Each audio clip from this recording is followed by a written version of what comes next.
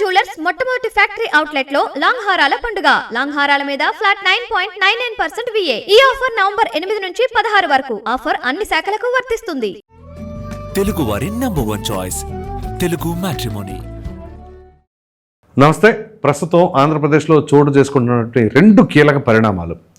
ఒకటి, టీటీడీ దేవస్థానానికి సంబంధించిన ఏదైతే ఈ కల్తీ లడ్డు, అసలు కల్తీ అనేది కాదు కదా, ఆ నెయ్యే లేదు అందులో అని చెప్పేసి వార్తలు వచ్చిన క్రమంలో అప్రూవర్గా మారిన అడిషనల్ ఈవోగా చేసినటువంటి ధర్మారెడ్డి, మరి ఈరోజు మాజీ టీటీడీ చైర్మన్ అయినటువంటి వైవి సుబ్బారెడ్డి కూడా విచారణకు హాజరు కాబోతూ ఉన్నారు. ఎటువంటి పరిణామాలు చోటు చేసుకోబోతున్నాయి అనేది ఒకటి. దాని తర్వాత రెండు, ఎప్పటి నుంచో మనం మాట్లాడుకుంటూ ఉన్నది పెట్టుబడిదారులకు సంబంధించిన అంశం. ప్రధానంగా ఈ విశాఖపట్నంలో సిఐఏ సమ్మిట్ గురించి మరి ఏం జరగబోతుంది, అది కూడా ఒక బిగ్ ఇన్వెస్టర్ రాబోతున్నారని చెప్పేసి నారా లోకేష్ ట్విట్టర్లో కూడా ట్వీట్ చేయడం జరిగింది. సో ఈ రెండు అంశాలపైన మనతో చర్చించడానికి ప్రముఖ రాజకీయ విశ్లేషకులు రాజేష్ అప్సాన్ గారు. రాజేష్ గారు నమస్తే అండి. నమస్కారం సార్. ముందుగా స్వామివారి దాని గురించి మనం మాట్లాడుకోవాల్సి వస్తే అది ఒక సెన్సేషనల్ న్యూసే, బ్లాస్టింగ్ న్యూస్. సో దానికి తగినట్టుగా మొత్తం సిట్టు విచారణ చేపట్టింది. అది కూడా రాష్ట్రం నియమించిన సిట్టు కాదు, సుప్రీంకోర్టు ఆధ్వర్యంలో సిబిఐ సిట్ ఇది. సో మరి ఇటువంటి తరుణంలో ఇప్పుడు ఈ ధర్మారెడ్డి అప్రూవర్గా మారాడు. మాజీ టీటీడీ చైర్మన్ వైవి సుబ్బారెడ్డి రోజు విచారణకు వెళ్ళబోతున్నారు. ఏం జరగబోతుందంటారు? అంటే ఇప్పుడు వాస్తవంగా గత 3-4 రోజులుగా బోలేబాబా డైరీ గత 5 సంవత్సరాల హయాంలో సప్లై చేసిన 68 లక్షల కిలోల నెయ్యి లాంటి పదార్థంలో అసలు సిస్సరైన ఒరిజినల్ నెయ్యే లేదు. పామాయిల్ తోటి కెమికల్స్ మిక్స్ చేసి నెయ్యి లాంటి పదార్థాన్ని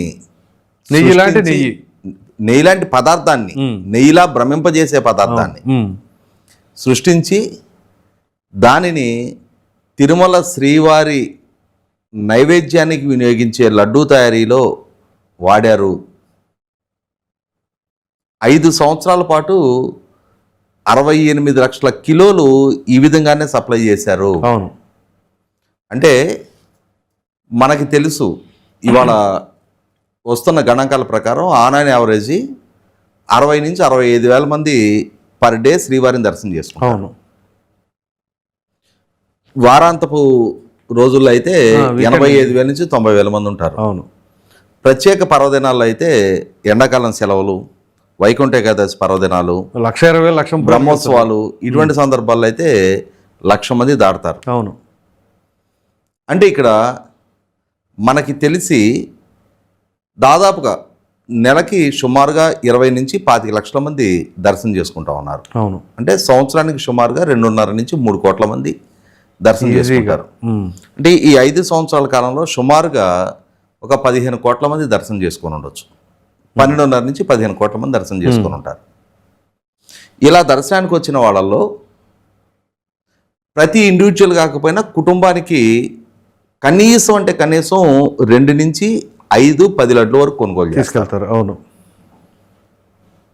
అంటే వీళ్ళలో ఈ 65,000లో కొందరు ఇండివిజువల్గా వచ్చి ఉండొచ్చు, కొంతమంది కుటుంబ సమేతంగా వచ్చి ఉండొచ్చు. కాబట్టి ఎంత లేదనుకున్నా పర్ డే 1,00,000 పైన నుంచి 2 లక్షల లడ్లు అమ్మకం జరుగుతాయి, తయారవుతాయి, అమ్మకాలు జరుగుతాయి. ఈ దర్శనానికి వచ్చిన వాళ్ళు కాకుండా ఇళ్ళకి వెళ్ళిన తర్వాత వీళ్ళు చుట్టుపక్కల వాళ్ళకి, వాళ్ళ ఆఫీస్ స్టాఫ్కి, ఇటువంటి వాళ్ళందరూ కూడా ఈ లడ్డు ప్రసాదాన్ని పంపిణీ చేస్తారు. అంటే ఇలా సుమారుగా ఒక నెలకి లేదు ఒక సంవత్సరానికి 4-5 కోట్ల మందికి తక్కువ కాకుండా ఆ ప్రసాదం స్వీకరిస్తారు. అంటే 5 సంవత్సరాల టెన్యూర్లో సుమారుగా 25-30 కోట్ల మందికి ఆ ప్రసాదం అంది ఉంటుంది. వీళ్ళు 68 లక్షల కిలోలు అంటే 6,800 టన్నులు. ఒక్కొక్క ట్యాంకర్కి 20 టన్నులు చొప్పునంటే 340 ట్యాంకర్లు సప్లై చేశారు. 340 ట్యాంకర్లు నెయ్యి లాంటి పదార్థం సప్లై చేయబడుతుంది అని అంటే అది నెయ్యి కాదు అని గుర్తించడానికి అనుభవజ్ఞులైన వంట వాళ్ళకి పెద్ద శ్రమ అవసరంలా. ఇవాళ ఒక ఇంట్లో ఒక అంత పోపు కోసం వాడి దగ్గర అయితే పెద్ద కనిపెట్టలేకపోయి ఉండొచ్చు, భ్రమపడి ఉండొచ్చు అని అనుకోవచ్చు. కానీ ప్రతిరోజు టన్నుల కొద్దీ నెయ్యి వినియోగించి అక్కడ ఈ లక్షలాది లడ్లు తయారీలో నిమగ్నమై ఉండే అనుభవజ్ఞులైన వంట బ్రాహ్మణులు ఉంటారు. వాళ్ళు ఆ స్మెల్ చూస్తే పసిగట్టేయగలుగుతారు. అవును. దాంతో వాళ్ళు ఎప్పుడో టీటీడీ కంప్లైంట్ చేశారు, నెయ్యి నాణ్యత లోపం ఉంది అని చెప్పని. అయినా దాన్ని పరిగణలోకి తీసుకోవాలి. 2022లోనే ఇదే వైవి సుబ్బారెడ్డి ఆధ్వర్యంలో, అంటే అతని పాలక మండలి ఆధ్వర్యంలో మైసూర్ ల్యాబ్కు పంపించి ఇందులో వనస్పతి కలుస్తుంది అని చెప్పని నిర్ధారణ చేసుకున్నారు. అయినా సరే వాళ్ళని బ్లాక్ లిస్ట్లో పెట్టారు తప్ప మళ్ళీ తిరిగి ఎవరు సప్లై చేస్తున్నారు, ఎలా సప్లై చేస్తున్నారు, ఎవరి రూపంలో సప్లై చేస్తున్నారు అనేది నిర్ధారణ చేసుకోవాలి. నిర్ధారణ చేసుకోలేదంటారా, కావాలని చేయించారంటారా? ఇప్పుడు ముందు ప్రొసీజర్ ఫాలో అవ్వాలిగా. అంటే ఇక్కడ ఏమర్థం అవుతుంది మనకి, 2019లో జగన్మోహన్ రెడ్డి ప్రభుత్వం అధికారంలోకి వచ్చే నాటికి కర్ణాటక రైతు సమాఖ్య నుంచి, సహకార రంగం నుంచి వాళ్ళు ది బెస్ట్ క్వాలిటీ నెయ్యి కిలో 490 రూపాయలకి సప్లై చేస్తా ఉన్నారు, చాలా తక్కువ రేటుకి. ఎప్పుడైతే జగన్మోహన్ రెడ్డి అధికారంలోకి వచ్చాడో, ఈ సుబ్బారెడ్డి ధర్మకర్తల మండలి చైర్మన్గా బాధ్యతలు స్వీకరించాడో, అతను బోర్డు సమావేశంలో పలానా సేవకి ఇంత ఖరీదే ఉందా, ఇంత చేయండి, అది బయటకు కూడా వచ్చింది. అంటే ఏంటి, శ్రీవారి సేవల ధరలు పెంచింపజేశాడు, టికెట్ల ధరలు అందనంత స్థాయికి పెంచాడు. ఆఖరికి అక్కడ రూముల ధరలు కూడా ఇష్టరీతిని పెంచేశాడు. అదే సందర్భంలో శ్రీవారి ప్రసాదానికి వినియోగించే మెటీరియల్, మనం ఇప్పటివరకు ఇంకా ఒక నెయ్యి గురించి మాట్లాడుకుంటున్నాం, దినుసులు కూడా ఉన్నాయట. మరి పప్పు దినుసులు, డ్రై ఫ్రూట్స్, బెల్లము, రైసు. ఒక పక్క జగన్మోహన్ రెడ్డి పాలనా హయాంలో కోట్లాది టన్నుల బియ్యం విదేశాలకు ఎగుమతి అయిన రేషన్ బియ్యం, కుంభకోణం, అదొక పెద్ద కుంభకోణం నడిచిందని వింటున్నాం. రీసైకిల్డ్ బియ్యం ఇవాళ పోర్టుల ద్వారా ఎగుమతి చేశారు. మరి పోర్టుల ద్వారా ఎగుమతి చేసిన వాళ్ళు ప్రతిరోజు పులిహోర కానీ, చక్కెర పొంగల్ కానీ, అలాగే వెంగమాంబ అన్నసత్రంలో కానీ మరి టన్నుల కొద్దీ బియ్యం వాడుతూ ఉంటారు కదా. వీటికి ఏం బియ్యం వాడుంటారు అప్పుడు? ఇవాళ నెయ్యి విషయంలో ఇంత కకృతి పడిన వాళ్ళు ఇందులో మాత్రం నాణ్యమైన బియ్యం వాడుంటారా? ఈ రీసైకిల్డ్ బియ్యం 10 రూపాయలకి వస్తూ ఉన్నాయి కదా, 40 రూపాయలు 50 రూపాయలు బిల్లు చేసుకోవచ్చు కదా. కాబట్టి ఖచ్చితంగా ఆ రోజుల్లో జరిగిన ప్రతి కొనుగోలుని వాళ్ళు అనుమానించాల్సి వస్తుంది. ఆ రోజులో ఆ బోర్డు ద్వారా జరిగిన ప్రతి లావాదేవీని వాళ్ళు అనుమానించాల్సి వస్తుంది. ఇక్కడ గమనించుకోవాల్సింది ఏంటి అంటే ఈ కకృతి డబ్బు కోసం పాల్పడ్డారా అంటే, ఇది డబ్బు కోసం చేసింది కాదు. తిరుమల తిరుపతి దేవస్థాన పవిత్రతని మంటగరపాలి అనే ఒక లక్ష్యంతో మనం చరిత్రలో కొన్ని చదువుకుంటూ ఉంటాం. గజనీ దాడి చేశాడు, గోరీ దాడి చేశాడు, ఆలయాలు కూల్చేశాడు, ఆలయాల సంపదలో 500 ఏనుగుల మీద తరలించుకు వెళ్ళారు. సోమనాథ ఆలయం నుంచి 500 ఏనుగుల మీద ఆలయంలో దోచుకున్న సంపదను తరలించుకెళ్ళారంట. మరి అవన్నీ వింటూ ఉంటాం మనం. స్వయంగా విజయనగరం, హంపి మనం సందర్శిస్తే అక్కడ జరిగిన విధ్వంసం, అక్కడ దాడులకి పాల్పడి ఆ రాజ్యాన్ని, ఆ కోటని సర్వనాశనం చేసి అక్కడ ఆలయాలని, విగ్రహాలని నిలువున నరికేశారు. అటువంటి చూసినప్పుడు మన రోమాలు నిక్కపొడుచుకుంటాయి. మనలో తెలియని ఆవేశం, భావోద్వేగం పెరుగుతూ ఉంటది. అరే, మనం ఆరాధించే ఆలయాలని ఇంతగా అపవిత్రానికి పాల్పడ్డారా అని చెప్పని మనలో మనకు తెలియకుండానే ఆవేశం పెరుగుతూ ఉంటది.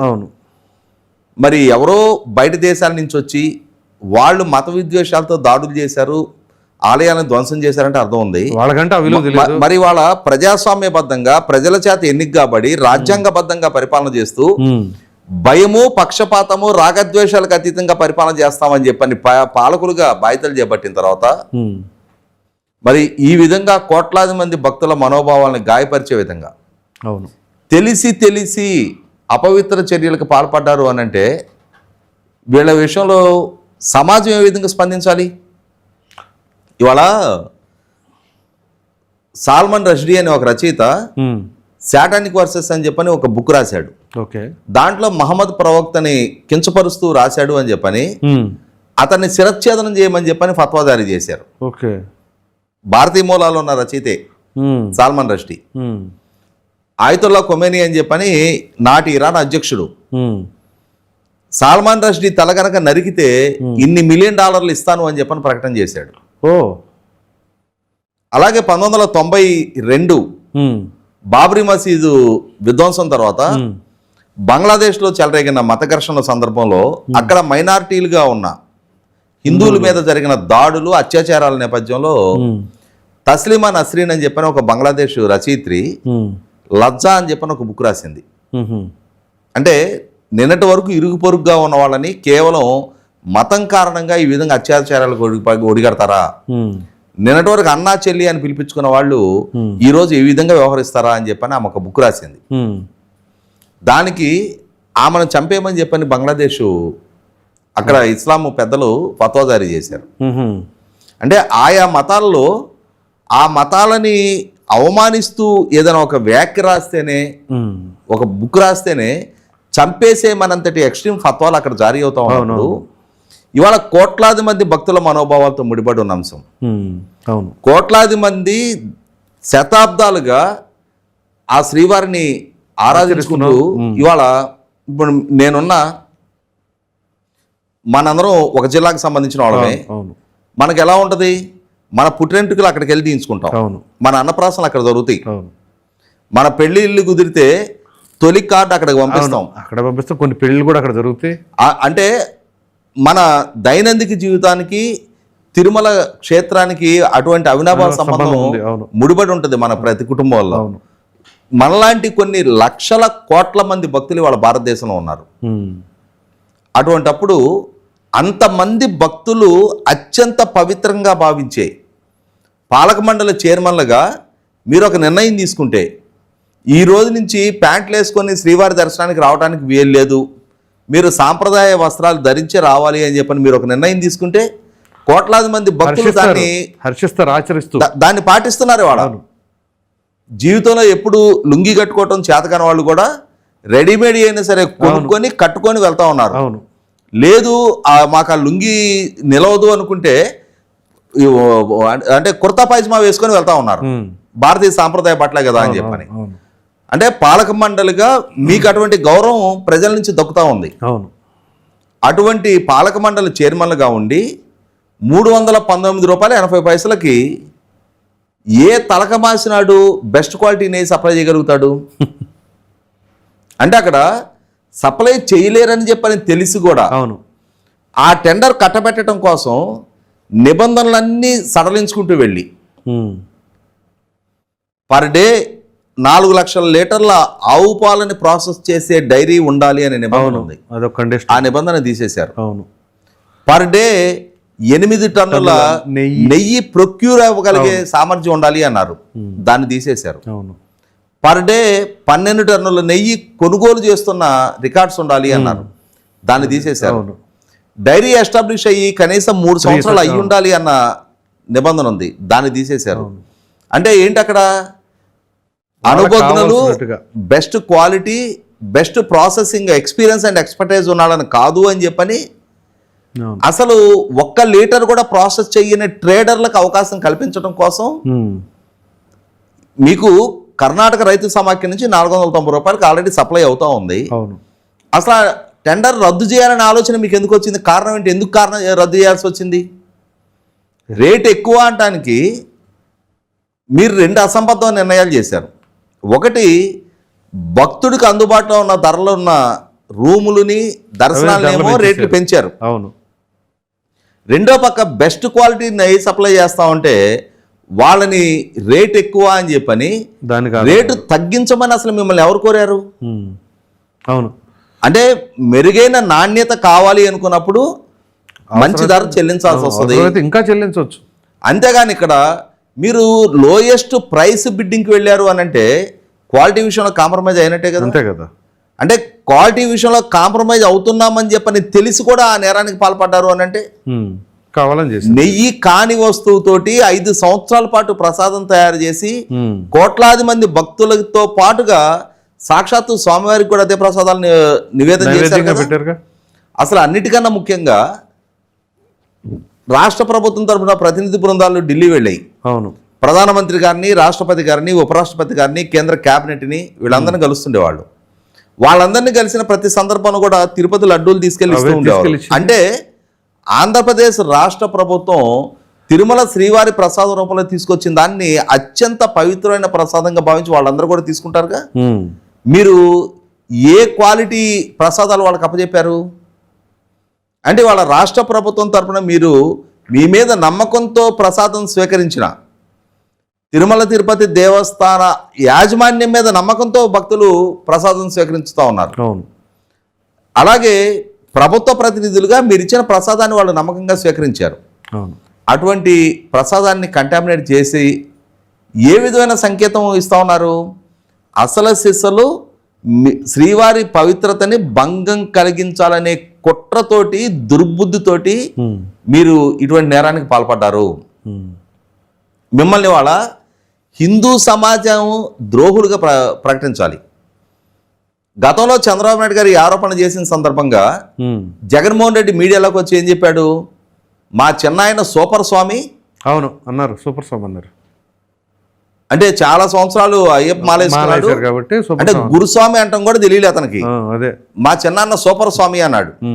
అంటే సూపర్ స్వామి, సూపర్ డీలక్స్ స్వామి, హైటెక్ స్వామి, సూపర్ మ్యాన్ ఇట్లా అంటే బాల్కనీ స్వాములు ఉంటారేమో. జగన్మోహన్ రెడ్డి వాళ్ళ చిన్నాయన సూపర్ స్వామి అన్నాడు. ఆ తర్వాత ఇంకో మీద వచ్చాడు ఉండవల్లి అరుణ్ కుమార్ అని చెప్పని.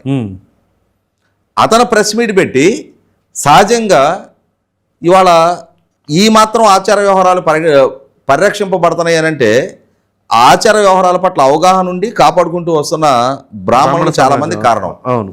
అటువంటి బ్రాహ్మణ పుట్టకు పుట్టి ఉండవల్లి అరుణ్ కుమార్ ఇంత ఘోరమైన అపచారం జరిగింది అని ఒక రాష్ట్ర ముఖ్యమంత్రి సమాజానికి తెలియజేస్తుంటే ముఖ్యమంత్రిని తప్పుపడతా వైవి సుబ్బారెడ్డి గొప్ప ఆధ్యాత్మికవాది, గ్రహణం రోజు మేము వాళ్ళ ఇంటికి వెళ్ళి భోజనం చేసేవాళ్ళం అని చెప్పని ఇతను కితాబులు ఇస్తా వచ్చాడు. ఇప్పుడు తలెక్కడ పెట్టుకుంటావు ఉండవల్లి అరుణ్ కుమార్? ఆయన గొప్ప వేదాంతి, ఆయన గొప్ప సిద్ధాంతి అన్నట్టుగా ఇవాళ తలెక్కడ పెట్టుకుంటావు? ఆ రోజు నీ మాజీ లోక్సభ సహచరుడు అని చెప్పని సమర్థిస్తూ వచ్చావు. ఇవాళ ఎక్కడ పెట్టుకుంటావు తల? అదే సందర్భంలో మరి చిన్నజీయర్ స్వామి లాంటి వాళ్ళు, సౌందరరాజన్ లాంటి వాళ్ళు ఇవాళ ఎక్కడున్నారు? వీళ్ళంతా చంద్రబాబును ఓడించడం కోసం ఇంకొక 2 ప్రదక్షిణలు అదనంగా చెయ్యండి అని చెప్పిన సౌందరరాజన్ చంద్రబాబును ఓడించి జగన్మోహన్ రెడ్డిని అధికారంలోకి తీసుకొస్తే జగన్మోహన్ రెడ్డి హయాంలో జరిగిన నిర్వాహకం ఇది అని చెప్పి నిర్ధారణ అవుతా ఉన్నప్పుడు ఇవాళ ఎక్కడ పెట్టుకుంటారు తలలో? ఇవాళ ఎందుకని బయటకు వచ్చి మాట్లాడరు? ఈ జరిగిన సంఘటన ఖండించే ప్రయత్నం చేయటలా. ఇంత ఘోరమైన తప్పు జరిగి ఉన్నప్పుడు, ఇవాళ కోట్లాది మంది భక్తుల సెంటిమెంట్స్ గాయపరచబడినప్పుడు ఇవాళ ఎందుకని స్పందించట్లా ఈ సమాజం? ఏమని స్పందిస్తారు? ఇక ధర్మారెడ్డి ఏఈఓగా ఆ రోజుల్లో ఈఓ అండ్ చైర్మన్ తీసుకున్న నిర్ణయాలు నేను అమలు చేశాను అంటున్నాడు. అంటే వాళ్ళు గడ్డి తినమంటే గడ్డి తింటావు అంటే నీకంటూ సొంత ఆలోచన బుద్ధి లేదా? నన్నే ఎందుకు ప్రశ్నిస్తున్నారు? సింగాల్ని జవహర్ రెడ్డిని ఎందుకు ప్రశ్నించడం అంటున్నాడు. నువ్వేమి శత్రువు కాదు, వాళ్ళేం చుట్టాలు కాదు. ఎవరి ప్రమేయం నిర్ధారణ అయితే వాళ్ళందరినీ ప్రశ్నిస్తారు, వాళ్ళ పాత్రలని నిగ్గు తేలుస్తారు. ఇవాళ నేను మొదటి నుంచి చెప్తుండేవాడిని, సరుకు సప్లై చేసిన డైరీ యాజమాన్యాలను మాత్రం ఎందుకు అరెస్ట్ చేస్తున్నారు? వాళ్ళ చేత సప్లై చేయించుకున్న వైవి సుబ్బారెడ్డి, ధర్మారెడ్డి, భూమన కరుణాకర్ రెడ్డి మీద ఎందుకు విచారణ జరగటం లేదు అని చెప్పాను నేను. ఈ రోజు వైవి సుబ్బారెడ్డిని విచారణకు పిలుస్తూ ఉన్నారు. నిన్న మొన్న ధర్మారెడ్డి విచారణ ముగిసింది. బొమ్మరెడ్డి సినిమాలో సిద్ధార్థ్ ప్రకాష్ రాజ్ అంతా మీరే చేశారని చెప్పినట్టుగా అంతా సుబ్బారెడ్డి చేశాడని చెప్తున్నాడు వాళ్ళ ధర్మారెడ్డి. పైగా బయటకు వచ్చేమో మేము యాజ్ పర్ రూల్స్ వెళ్ళాము, L1గా వచ్చిన కంపెనీ కట్టబెట్టాము, మేమేం ఉల్లంఘన పాల్పడలేదు అంటున్నాడు. ఉల్లంఘన జరిగింది అని చెప్పని వాళ్ళ వైవి సుబ్బారెడ్డి కోరిక మేరకు నియమించిన సుప్రీంకోర్టు విచారణ కమిటీ నిర్ధారణ చేసింది. అవును. ఆ రోజుల్లో చంద్రబాబు నాయుడు గారి ప్రభుత్వం ద్వారా విచారణ జరుపుతున్న సిట్టు చంద్రబాబు నాయుడు గారు తమ రాజకీయ ప్రత్యర్థులను వేధింపులకు గురి చేయడానికి వాళ్ళతో విచారణ జరిపిస్తున్నారు, కాబట్టి మీ పర్యవేక్షణలో విచారణ జరపండి అని చెప్పిన సుప్రీంకోర్టు అప్రోచ్ అయింది వైవి సుబ్బారెడ్డి. అవును. అతని అభ్యర్థన మేరకు సుప్రీంకోర్టు నియమించిన కమిటీ నిర్ధారణ చేసింది. వాళ్ళ అక్కడ చాలా పెద్ద తప్పు జరిగింది అని చెప్పని 5 సంవత్సరాల పాటు శ్రీవారి ప్రాంగణాన్ని మాలిన్యం చేశారు వీళ్ళు. రైట్.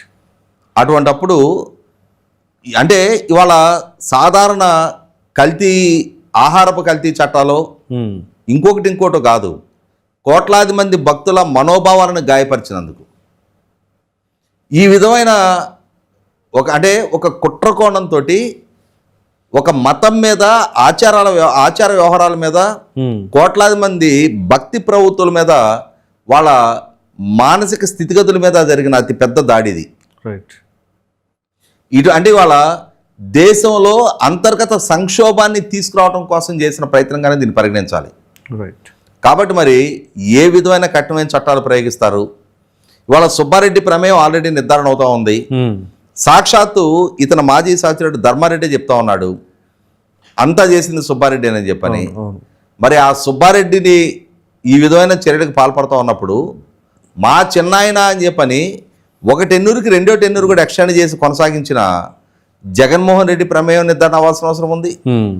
ఇవాళ వేరే మతాలని ఆచరించే హక్కు స్వేచ్ఛ అందరికి ఎలా ఉందో అదే సందర్భంలో ఇంకొక మతాన్ని దెబ్బతీసే హక్కు స్వేచ్ఛ ఎవరికి లేదు, ఉండదు. కానీ ఇక్కడ జగన్మోహన్ రెడ్డి, వైవి సుబ్బారెడ్డి, బోమన కరుణాకర్ రెడ్డి, ధర్మారెడ్డిల ఆధ్వర్యంలో 100కి 100 పాళ్ళు శ్రీవారి పవిత్రతకి భంగం కలిగించారు. శ్రీవారి భక్తులుగా శ్రీవారి పట్ల వ్యక్తం చేసే భక్తి భావాలని దుర్వినియోగం చేశారు, వాళ్ళ సెంటిమెంట్ని హట్ చేశారు. ఇటువంటి సందర్భంలో ఒక మత ద్రోహులుగానే శ్రీవారి పట్ల వీళ్ళు వ్యవహరించిన ఈ కార్యకలాపాలు శ్రీవారి ద్రోహులుగానే ఇవాళ హిందూ సమాజం పరిగణించాల్సిన అవసరం ఉంది. ఇప్పటికీ ఇంకా కులం కోసమో రాజకీయపరమైన ఎఫిలియేషన్ కోసమో జగన్మోహన్ రెడ్డిని బ్రహ్మాండం భజగోవిందం అని చెప్పని ఆరాధించే ప్రేమించే వ్యక్తులు ఎవరైనా ఉంటే మొట్టమొదట వెంకటేశ్వర స్వామి కావాలా, వెంకటేశ్వర స్వామికి ద్రోహం చేసిన ఈ ద్రోహులు కావాలనేది మీరు కూడా ఆలోచించుకోండి. ఇక తర్వాత రాజేష్ గారు వైజాగ్లోని సిఏఏ సమ్మిట్, దీని మీద చాలా ఆశలు పెట్టుకుంది ప్రభుత్వం. అలాగే ఇది యువతకు సంబంధించిన వ్యవహారం, ఎందుకంటే వాళ్ళ భవిష్యత్తు. సో ఇటువంటి తరుణంలో ఐటీ శాఖ మంత్రి నారా లోకేష్ నిన్న ట్వీట్ చేశారు, ఒక సూపర్ న్యూస్ ఒకటి రాబోతుంది అని చెప్పేసి అంటే అనేది కొంచెం సస్పెన్స్గా పెట్టారు. సో అది వాళ్ళ ఈరోజు రివీల్ అయింది. సో దీనిపైన మీ అభిప్రాయం, ఈ సమ్మిట్ యువత గురించి? అంటే గత రోజుల్లో ఎట్లా ఉండేదంటే ఏదైనా ఒక 500 కోట్ల రూపాయలతో ఏదైనా ఒక పరిశ్రమ ఒక ప్రాంతానికి రాబోతుంది అని అంటే అమ్మో 500 కోట్లతో ఒక పరిశ్రమ పెడుతున్నారంట అని చెప్పని ఆశ్చర్యంగా చూసే రోజులు. నాటి నుంచి ఇవాళ పెరిగిన ఇన్ఫ్లేషన్ కారణం కావచ్చు, లేదు పెరుగుతున్న టెక్నాలజీ, సంస్థలో ఒకేసారి వాళ్ళు పెద్ద పెద్ద యాక్టివిటీస్ తోటి సంస్థలు గ్రౌండింగ్ అవడానికి ప్లాన్ చేసుకుంటున్నారు. కాబట్టి పెద్ద పెద్ద సంస్థల ఏర్పాటు కూడా ముందుకు వస్తున్నారు. కాబట్టి 50,000 కోట్లు, 80,000 కోట్లు, 1,00,000 కోట్లు ఇటువంటి అంకెలు ఇప్పుడు కొత్తగా వింటున్నాం మనం. అవును. ఇవాళ జగన్మోహన్ రెడ్డి అక్రమాస్తుల కేసు వెలుగులోకి చూసిన తర్వాత మొట్టమొదటిగా 1,00,000 కోట్లు అనే పదం విన్నాం మనం. కరెక్ట్. మేము చిన్నప్పుడైతే వాడికే లక్షాధికారి అని. అవును. అంటే 1,00,000 రూపాయలు ఆస్తుంటే అతనికి జీవితంలో వెనక్కి తిరిగి చూసుకునే అవసరం లేదు అనే పరిస్థితి అనమాట. ఆ తర్వాత లక్షాధికారి కాస్త కోటీశ్వరుడు స్థాయి నుంచి బిలియనీర్లు, వాడికంటే 100 ఉన్నాయి వాడి దగ్గర అంటారు. ఇవాళ 1,000 లక్షల స్థాయికి రీచ్ అయిపోయింది. ఇవాళ ఎన్డీఏ కూటమి ప్రభుత్వం అధికార బాధ్యతలు చేపట్టిన ఈ సంవత్సరం 7 నెలల కాలంలో, నిన్నటికి 7 నెలల కాలం పూర్తయింది. సంవత్సరం 5 నెలల కాలం, 17 నెలల కాలం పూర్తయింది. రైట్. ఈ 17 నెలల కాలంలో ఇప్పటికే సుమారుగా 10 లక్షల కోట్ల వరకు పారిశ్రామిక ఒప్పందాలు ఖరారైనాయి, వాళ్ళకి అనుమతులు ఇచ్చేయటం అయిపోతుంది, భూమి కేటాయింపులు అయిపోతూ ఉన్నాయి, శంకుస్థాపన జరుగుతూ ఉన్నాయి. అవును. వీటి ద్వారా ఇప్పటికే 5-6 లక్షల మందికి ఉద్యోగ భద్రత దక్కుతుంది అనుకుంటున్న సందర్భంలో రేపు ఎల్లుండి 2 రోజులు విశాఖపట్నం వేదికగా మరొకసారి చంద్రబాబు నాయుడు గారు సిఏఏ కన్వెన్షన్లో పార్టిసిపేట్ చేస్తూ ఉన్నారు, ఏర్పాటు చేస్తూ ఉన్నారు. Confederation of Indian industry, Andhra Pradesh రాష్ట్ర ప్రభుత్వాల మధ్య ఒక పార్ట్నర్షిప్ సమ్మిట్ జరగబోతోంది. భాగస్వామ్య పెట్టుబడిదారుల సదస్సు అంటారు. అవును. దేశవ్యాప్తంగా ప్రపంచవ్యాప్తంగా ఉన్న వివిధ దేశాల నుంచి, వివిధ రాష్ట్రాల నుంచి, వివిధ నగరాల నుంచి కూడా పేరెన్నికి కన్నా ఔత్సాహిక పారిశ్రామికవేత్తలందరూ కూడా అక్కడికి వస్తారు. రాష్ట్ర ప్రభుత్వ ప్రతిపాదనలు వింటారు. ఆ విన్న తర్వాత తమ సంస్థల నుంచి ఆంధ్రప్రదేశ్ రాష్ట్రంలో ఎక్కడైనా ఏదైనా ఒక పెట్టుబడి పెట్టాలా లేదా అని చెప్పని ఒక నిర్ణయం తీసుకున్న తర్వాత సహజంగా ఏమవుతుందంటే ఈ ప్రాథమిక దశ చర్చలు మొత్తం కూడా ముందే పూర్తయిపోతాయి. పూర్తయిపోయిన తర్వాత ఒక అంగీకారానికి వచ్చి మెమరాండం ఆఫ్ అండర్స్టాండింగ్ ఎంఓయు కుదుర్చుకోవడానికి అక్కడికి వస్తారు. ఆ వేదికగా తమ ప్రకటన వెలువరిస్తారు. మేము ఆంధ్రప్రదేశ్ రాష్ట్రంలో ఈ రంగంలో ఇన్ని పెట్టుబడి పెట్టాలి అనుకుంటున్నాం, తద్వారా ఇంతమందికి ఉపాధి కల్పన చేయగలుగుతాము అని చెప్పని. మనకి ఇప్పటి వరకు వచ్చిన సమాచారం మేరకు 410 ఎంఓయూలు కుదురుతాయి. సుమారుగా 9.8 లక్షల కోట్ల రూపాయల పారిశ్రామిక ఒప్పందాలు ఖరారవుతాయి. తద్వారా 7,20,000 మందికి ఉపాధి కల్పన జరగడానికి ఆస్కారం ఉంది అంటున్నారు. అంటే ఇప్పటి వరకు ఖరారైన 10 లక్షల కోట్లకు అదనంగా ఈ సుమారు ఇంకొక 10 లక్షల కోట్ల రూపాయలు. ఒక పక్క రాష్ట్రాల మధ్య ఒక ఆరోగ్యకరమైన పోటీ నడుస్తూ ఉంది. అవును. దావోస్ పర్యటనకి రేవంత్ రెడ్డి గారు, దుద్దిళ్ల శ్రీధర్బాబు గారి బృందం వెళ్ళొచ్చిన తర్వాత 1,60,000 కోట్ల రూపాయల పారిశ్రామిక ఒప్పందాలు మేము ఖరారు చేసుకున్నాము అని చెప్పని దావోస్ నుంచి రిటర్న్ వస్తున్న రేవంత్ రెడ్డి గారికి ఆహ్వానం పలుకుతూ హైదరాబాద్ సిటీ మొత్తం ఫ్లెక్సీలు, సైన్ బోర్డులు ఏర్పాటు చేశారు. అంటే 1,60,000 కోట్ల రూపాయలు అనేది కూడా చాలా మేజర్ ఇన్వెస్ట్మెంట్. అటువంటి స్థితిలో ఇవాళ ఆల్రెడీ 10 లక్షల కోట్ల రూపాయలు ఖరారైన ఇంకొక 10 లక్షల కోట్లకి ఇప్పుడు ఒప్పందాలు ఖరారు కాబోతున్నాయి అని అంటే తద్వారా సుమారుగా 12-13 లక్షల మందికి ఉపాధి కల్పన జరగబోతుంది అని చెప్పని వార్తలు వస్తుంటే మరి ఇప్పుడు పక్క రాష్ట్రాలతో కంపేర్ చేసినప్పుడు ఆంధ్రప్రదేశ్ రాష్ట్రం ఎంత వేగంగా తన రూపాన్ని మార్చుకుంటుంది. ఎందుకన్నానంటే రూపం అని చెప్పని రాష్ట్ర విభజన జరిగే నాటికి ఆంధ్రప్రదేశ్ రాష్ట్రం ఆనాటి నుంచి ఈనాటికి కూడా పూర్తి గ్రామీణ నేపథ్యం ఉన్న రాష్ట్రం. పెద్దగా నగరీకరణ లేదు, పెద్దగా పారిశ్రామికీకరణ జరగల. ప్రధానంగా వ్యవసాయ ఆధారిత రాష్ట్రం. విద్యా వైద్యం ఉపాధికి పక్క రాష్ట్రాల మీద ఆధారపడుతున్న స్థితి నుంచి వాళ్ళ మన రాష్ట్రంలో మనమే పరిశ్రమలు పెట్టించుకోగలుగుతాం, మన రాష్ట్రంలోనే మనం ఉపాధి కల్పన చేసుకోగలుగుతాం, వలసలు లేని ఉపాధి చూపిస్తామని చెప్పని చంద్రబాబు నాయుడు గారు చేసిన వాగ్దానానికి అనుగుణంగా ఆయన ఇంకొక అడుగు ముందుకేసి ఇంకొక ఏర్పాటు కూడా చేస్తూ ఉన్నారు. మొన్నటి క్యాబినెట్లో నిర్ణయం తీసుకున్నారు. ఇవాళ ఆంధ్రప్రదేశ్ యువత కర్ణాటకలోనో అంటే బెంగళూరులోనో, హైదరాబాద్లోనో, చెన్నైలోనో ఐటీ అండ్ ఐటీ ఎనేబుల్డ్ జాబులు చాలా మంది చేస్తున్నారు. అటువంటి వాళ్ళ కోసం మీరు ఇవాళ టెక్నాలజీ అందుబాటులోకి వచ్చింది, వర్క్ ఫ్రమ్ హోమ్ నడుస్తూ ఉన్నాయి కాబట్టి మీకు మీ ఇళ్లల్లో పని చేసుకునే యాంబియన్స్ ఉన్నా లేకపోయినా మీ మండల కేంద్రంలో ఒక వర్క్ స్టేషన్ ఏర్పాటు చేస్తాం. Plug and play work place. మీరు అక్కడికి వచ్చి కూర్చొని మీ డ్యూటీ మీరు కంప్లీట్ చేసుకొని మీరు ఇంటికి వెళ్ళిపోవచ్చు. అంటే హైదరాబాద్ నగరంలో ఇంటి అద్దెలు కట్టుకొని ఇక్కడ ఈ ట్రాఫిక్లో ఇక్కడ ఈ పొల్యూషన్లో బతకటం కన్నా నీ ఇంటి దగ్గర ఉండి నువ్వు వర్క్ చేసుకునే వెసులుబాటు కల్పిస్తామని చెప్పని ప్రభుత్వం ఇప్పటికే ఒక పాలసీ డెసిషన్గా దాన్ని తీసుకున్నారు. రాష్ట్ర వ్యాప్తంగా దాన్ని అమలుపరచడానికి ప్రయత్నాలు జరుగుతూ ఉన్నాయి. ఇటువంటి పరిస్థితిలో ఇవాళ ఐటీ అండ్ ఐటీ ఎనేబుల్డ్ నుంచి, ఫర్టిలైజర్ నుంచి, పవర్ జనరేషన్ నుంచి, స్టీల్ ప్లాంట్ లాంటి మ్యానుఫ్యాక్చరింగ్ సెక్టార్ నుంచి, అలాగే సోలార్ పవర్ మాడ్యూల్స్కి సంబంధించి గ్రీన్ హైడ్రోజన్ మాలిక్యూల్స్ దగ్గర నుంచి ఇవాళ 82,000 కోట్ల రూపాయల అతి పెద్ద పెట్టుబడి మనం గతంలో చూసాం. జగన్మోహన్ రెడ్డి గారి పరిపాలనా హయాంలో 9,500 కోట్ల రూపాయల అమర్ రాజా సంస్థ తెలంగాణకి తరలిపోతేనే అరే 4,500 మందికి ప్రత్యక్షంగా ఉపాధి కల్పన జరిగే ఆస్కారం ఉన్న కంపెనీని వీళ్ళు రాష్ట్రం నుంచి తరిమేశారని చెప్పని మనందరం కూడా ఉలిక్కిపడ్డాం. అటువంటి 9,500 కోట్ల ఒక మ్యామత్ ఇన్వెస్ట్మెంట్ అని చెప్పని ఆ ఒప్పందం ఖరారు నాడు కేటీఆర్ గారు చెప్పడం జరిగింది. అవును. ఇవాళ 80,000 కోట్లు, 90,000 కోట్లు, 1,00,000 కోట్ల గురించి ఎక్కడ వింటూ ఉన్నాం మనం. ఎన్టీపీసీ గ్రీన్ హైడ్రోజన్ ప్రాజెక్టు 185,000 కోట్లు, అవును. బీపీసీఎల్ రిఫైనరీ 1,00,000 కోట్లు, ఆర్సిలర్ మెటల్ స్టీల్ ప్లాంట్ 1,61,000 కోట్లు, అవును. రిలయన్స్ బయోమాస్ ఇన్వెస్ట్మెంట్ 65,000 కోట్లు, Google data centre investment, artificial intelligence centre and data centre investment 1,31,000 కోట్లు.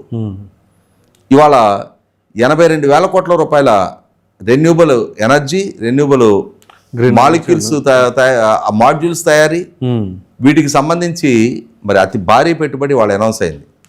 కాబట్టి నేను అనుకోవటం ప్రభుత్వ అంచనాలు వాళ్ళు 9,80,000 కోట్లు అని చెప్పని ముందుగా చెప్తున్నా కూడా అసలు వాస్తవ రూపంలోకి వచ్చేటప్పటికి ఈ సదస్సు ముగిసేటప్పటికి దేశీయంగా అంతర్జాతీయంగా చంద్రబాబు నాయుడు గారికి ఉన్న పేరు ప్రతిష్టలు, ఆయన సామర్థ్యం పట్ల వాళ్ళకున్న నమ్మకం దృష్ట్యా నేను అనుకోవటం ఈ 10 లక్షల కోట్లు అనేది కూడా చాలా చిన్న ఫిగర్ కానీ కనిపించవచ్చు రేపు. ఓకే. ఇంకా భారీ పెట్టుబడి జరగడానికి, పెట్టుబడి ప్రతిపాదనలు రావడానికి ఆస్కారం ఉంది, ఎంఓఈలు ఖరారు కావడానికి ఆస్కారం ఉంది. అలా ఖరారైన వాటిలో కనీసం హాఫ్ ది ఎక్స్టెంట్ గ్రౌండింగ్ చేసుకోగలిగినా కూడా రాష్ట్ర యువత ఉపాధి కల్పన ముఖ చిత్రం మారిపోతుంది. అవును. ఇప్పటి వరకు ఏ చిన్న చదువు చదువుకున్నా కూడా పక్క రాష్ట్రాలకు వలస వెళ్లాల్సిన స్థితి నుంచి ఇవాళ ఆంధ్రప్రదేశ్ రాష్ట్రంలో అక్కడ యువత అక్కడే ఉపాధి పొందడానికి, తద్వారా రాష్ట్రంలో వెల్త్ జనరేషన్కి, రాష్ట్రంలో అదనపు మార్కెట్ అవకాశాలు పెరగడానికి, తద్వారా ప్రభుత్వానికి అదనపు ట్యాక్స్ రెవెన్యూస్ రావడానికి ఆస్కారం ఉంటుంది. వీటన్నిటి నేపథ్యంలో ఆంధ్రప్రదేశ్ రాష్ట్రం ఇవాళ సిఐఏ ఆధ్వర్యంలో విశాఖపట్నంలో రేపు ఎల్లుండి జరగబోతున్న ఈ సిఐఏ కన్వెన్షన్ అనేది 100% రాష్ట్ర యువత భవిష్యత్తుని తీర్చిదిద్దడానికి ఉపయోగపడుతుంది. ఇవాళ 10 లక్షల ప్రత్యక్ష ఉపాధికి 7 లక్షల పైగా ప్రత్యక్ష ఉపాధికి ఆస్కారం ఉంది అని అంటే తద్వారా కనీసం ఇంకొక 15 నుంచి 20 లక్షల మందికి పరోక్ష ఉపాధి దక్కడానికి ఆస్కారం ఉంటుంది. ఇప్పటి వరకు ఆల్రెడీ ఉపాధి పొందుతున్న వాళ్ళకి అదనంగా మెరుగైన ఉపాధి అవకాశాలతోటి ఇంకొక 20-25 లక్షల మంది కనుక అదనపు ఉపాధి కనుక దక్కింది అని అంటే రాబోయే 3-4 ఏళ్ల తర్వాత ఆంధ్రప్రదేశ్ రాష్ట్ర ఆర్థిక స్థితిగతులు కూడా, ప్రభుత్వానికి సమకూరే ఆదాయం కూడా, ఇక్కడ పరోక్షంగా పెరిగే డిపెండెంట్ ఎకానమీ అంటారు, ఆ ఎకానమీ పర్యవసానం రాష్ట్ర ముఖ చిత్రం కూడా మాట్లాడడానికి ఆస్కారం ఉంది. ప్రభుత్వానికి ఎంతగా ఆదాయం పెరిగితే అంతగా ఇన్ఫ్రాస్ట్రక్చర్ మీద ఖర్చు పెడుతుంది, అంతగా సంక్షేమం మీద ఖర్చు పెడుతుంది. కాబట్టి ఆంధ్రప్రదేశ్ పౌర సమాజం ఏరి కోరి చంద్రబాబు నాయుడు గారి నాయకత్వంలో ఉన్న ఎన్డీఏ కూటమిని అధికారంలోకి తీసుకొచ్చుకున్న దానికి న్యాయం చేస్తూ చంద్రబాబు నాయుడు గారు కానీ, ఇవాళ జనసేన పార్టీ కానీ, భారతీయ జనతా పార్టీ కానీ ఒక సమన్వయంతో కేంద్ర రాష్ట్ర ప్రభుత్వాల మధ్య కూడా ప్రాపర్ కోఆర్డినేషన్ తోటి ఇవాళ రాష్ట్రాన్ని ఉపాధి కల్పన దిశగా, పారిశ్రామిక పెట్టుబడుల దిశగా, సంపద సృష్టి దిశగా, అన్నిటికన్నా ముఖ్యంగా ప్రభుత్వానికి కూడా ఆదాయం సమకూరే దిశగా తీర్చిదిద్దగలుగుతున్నారనేది వాస్తవం. రైట్ సార్, థ్యాంక్ యూ అండి.